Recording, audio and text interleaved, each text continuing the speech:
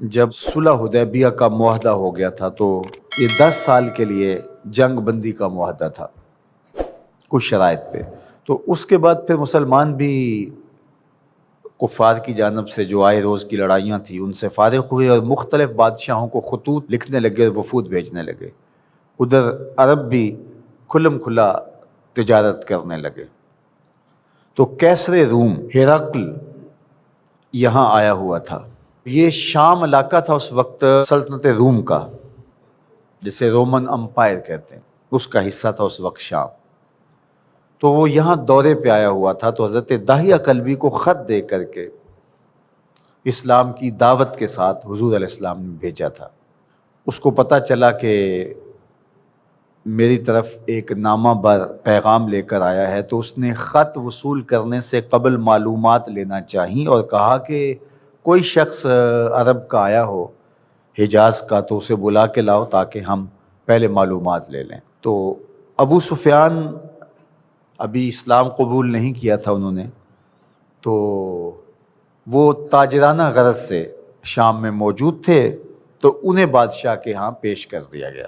تو کیسر روم نے ان سے کچھ سوال کیے تھے اور کہا تھا کہ تم درست جواب دو گے، اور ان کے ساتھی کھڑے کر دیے تھے کہ اگر درست جواب نہ دیں تو آپ ٹوک دینا.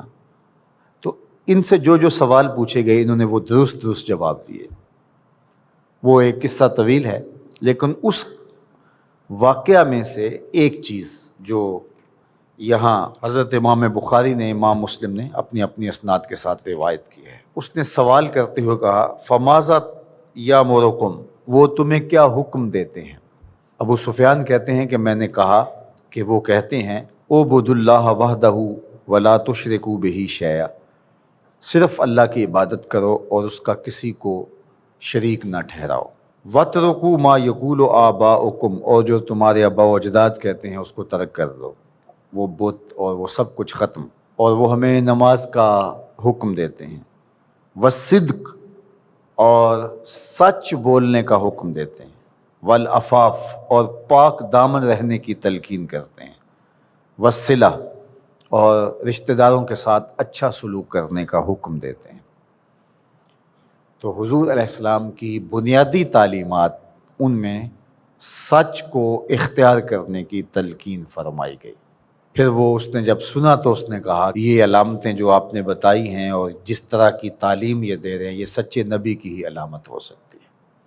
تو ہمارے دین نے ہمیں سچ بولنے کی تلقین کی، سچائی کے ساتھ کاروبار کرنے کی تلقین کی، ایک دوسرے کے ساتھ معاملات میں، رویوں میں، طرز زندگی میں، انداز معاشرت میں ہمیں سچ کو اختیار کرنے کی تلقین کی.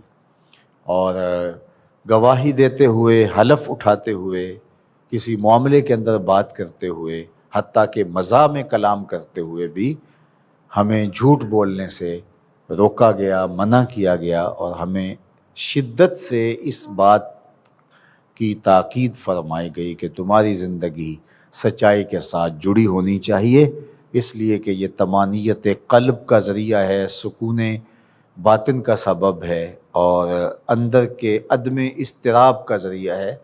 اور اگر جھوٹ بولو گے تو جھوٹ تمہاری طبیعت کے اندر بے قراری، بے چینی، اضطراب اور اضطرار پیدا کرے گا، اور تم کبھی بھی سکون آور زندگی نہیں پا سکو گے. تو جھوٹ کی زندگی ہمیشہ بے چینی کی زندگی ہوتی ہے، سچ کی زندگی جو ہے وہ ہمیشہ قرار اور تسکین کی زندگی ہوتی ہے.